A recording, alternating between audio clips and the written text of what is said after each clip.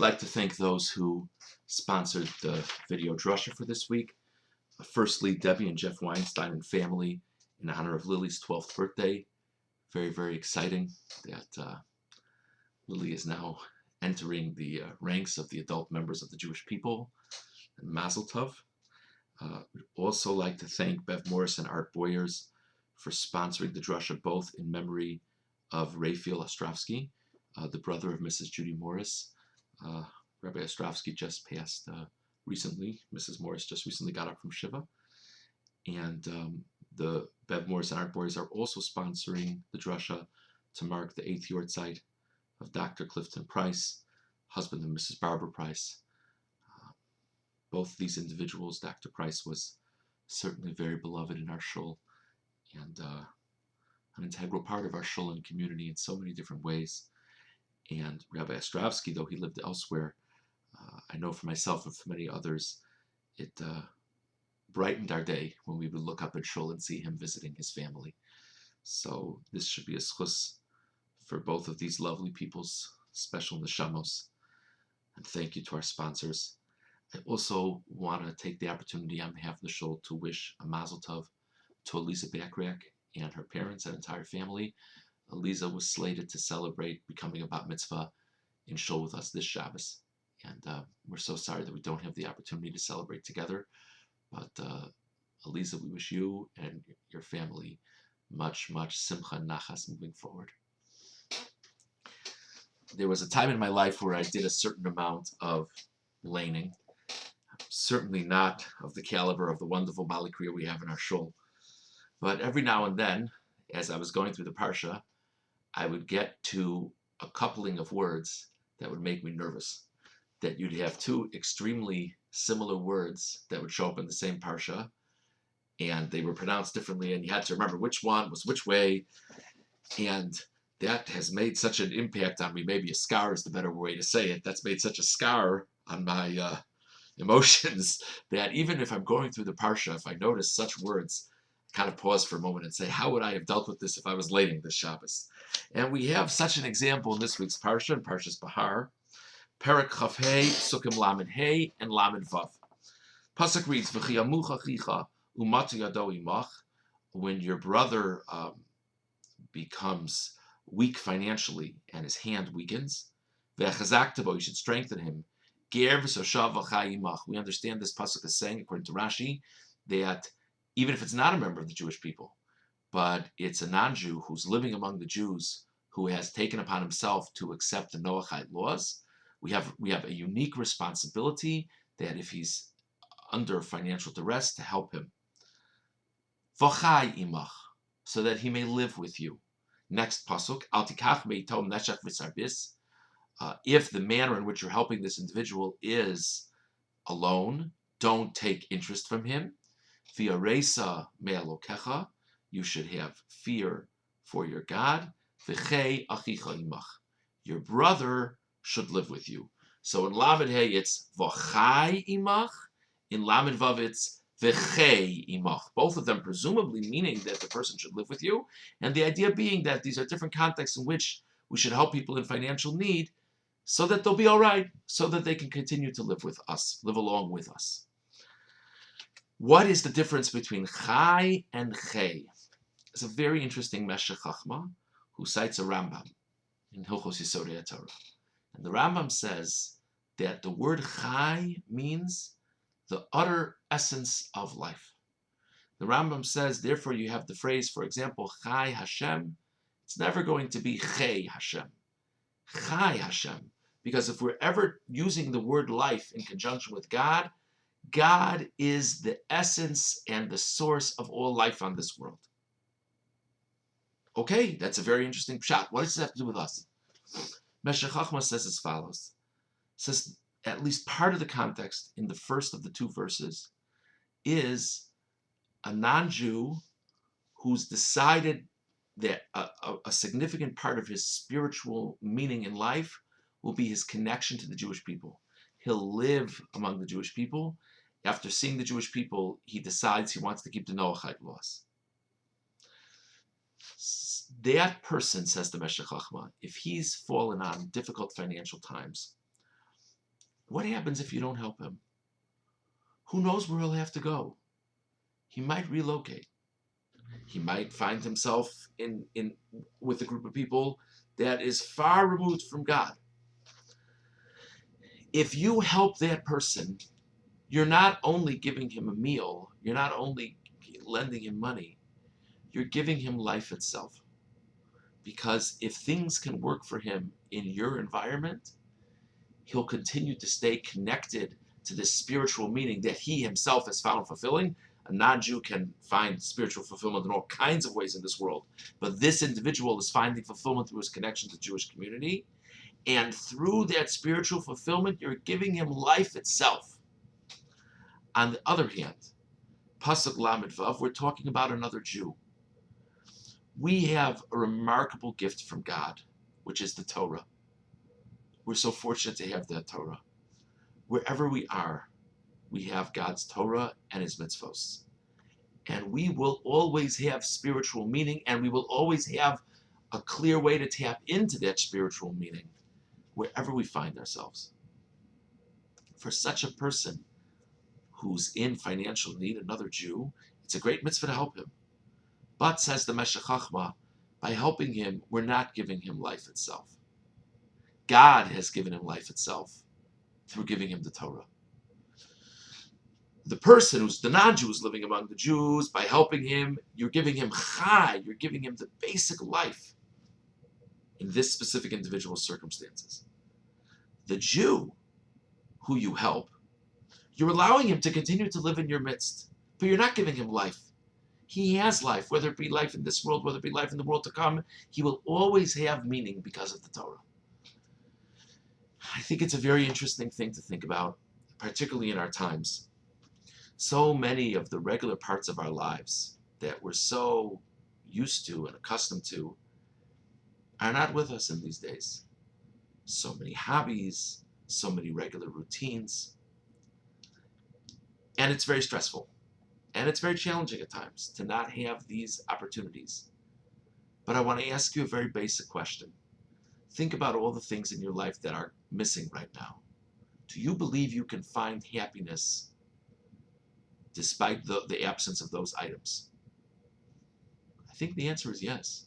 The vast, vast majority of the things. A person is a big sports fan. There's very little going on in sports right now. It might even be striking. A person could sit back, wow, I'm still doing okay. I enjoy sports. I can't wait to watch them. It's a great deal when they come back. But I can find happiness. I can find fulfillment. I can find meaning in other ways. A person is attached to their job. They're attached to their routine. It's so difficult to not have those routines and to not have those different things going on in our lives. But you know what? Through all the stress, we can find a lot of meaning without it. We really, really can. On the other hand, how many people in our community and in communities around the world have in these days, in these weeks, these months, been able to make time for Torah study in a way they weren't able to before? How many people are surprised by how meaningful that Torah study has become in their lives? So on the one hand, there are certain aspects of our lives that we assumed we could never do without, and we're actually doing okay without it. Not great, but okay. And then other aspects of our lives that we didn't even necessarily realize we would welcome so much.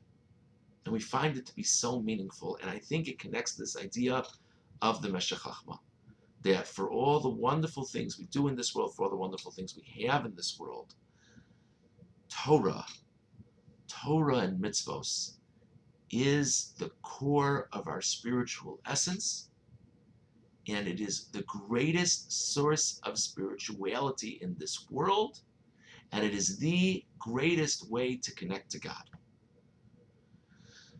It's interesting, we will celebrate Yom Yerushalayim this Friday, God will not today, a week from today, God willing.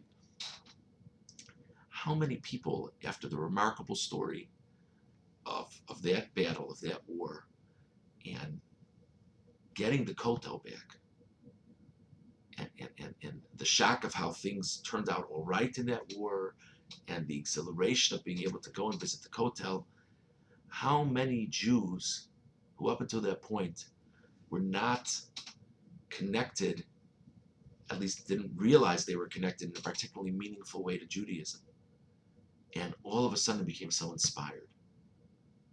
What was that inspiration? What was it? It's distinctly possible that it's a sense of national pride and patriotism and pride in one's fellow Jews. It's distinctly possible. But I would argue to you that it's actually more than that. That there was a deep burning flame deep within so many souls, and people had not accessed it. And when there was this excitement and this moment of such a clear reminder of God's presence in our world, nisim v'niflos, miracles and wonders in our times, the feeling of exhilaration, it was reconnecting with the deep part of one's soul that was there the whole time. That was the true core and source of the person's spiritual existence, whether or not they were aware of it. It really connects to this idea of different types of life. And to cultivate a connection with Torah and mitzvahs and God is giving a person life itself. I actually had a very interesting experience just this week. As many of you know, I have the schus, the good merit, to be a member of a beis din, of a rabbinic court that's involved with conversion. And I have the opportunity to meet some very, very special people and hear remarkable stories of these people, remarkable perspectives from these people. And this week we had some meetings. The candidate who came to meet with us is not someone from our shul community. They live elsewhere. But one of the rabbis asked how Pesach was for the person. You could imagine how difficult was Pesach for all of us, particularly for a person, how many people in our community who live alone, how difficult Pesach was, how difficult the Seders were.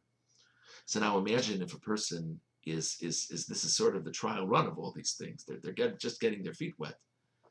And we emphasize so much the tremendous value in people in the conversion process, being guests in other people's homes and seeing how they do things. So this woman had to have a Pesach Seder in isolation. But she explained to us that it wasn't only in isolation. She happened to be, because of shutdowns, she moved back in with her parents. Her parents are not Jewish. So she explained to us that she has to try to explain to her parents the concept of a 3-day Yom Tov. Try to explain to an observant Jew the concept of a 3-day Yom Tov. She has to try to explain to her parents the concept of a 3-day Yom Tov. She has to try to explain to her parents why she's dressing differently on these days. And in all of it, then she sits down 2 nights to have a Pesach Seder by herself. This was her second Pesach that she was experiencing. I was so moved by the image. Just think about that. All the challenges that all of us are living with in these times. And what's a person in this for? The person doesn't have to be doing this. They're doing it of their own volition. No one's telling the person that they're going to get punished if they don't have a Pesach Seder. Why? What?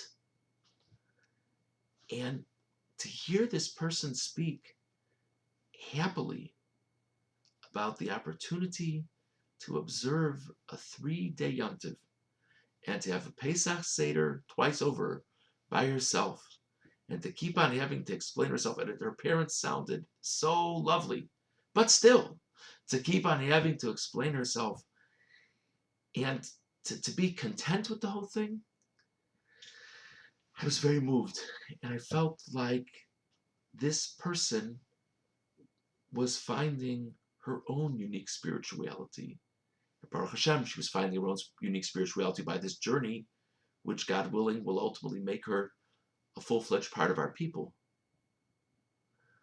But it's so easy to take things for granted. Whether it be a Yom Tov, whether it be a Shabbos, whether it be a Shir, whether it be davening, putting on tefillin, you name it.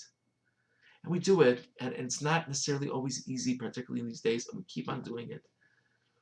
But sometimes to take a little bit of a step outside of ourselves and to ask, wow, imagine if someone was observing us. Imagine a person might look at us and say that we're fortunate, that we've got it. And sometimes you can tell what it is, and sometimes you can't tell what it is. But we're tapping in to life itself by just doing the things that so many of us have been in the habit of doing for years and years. Ashreinu matov chokenu. How very fortunate each and every one of us are.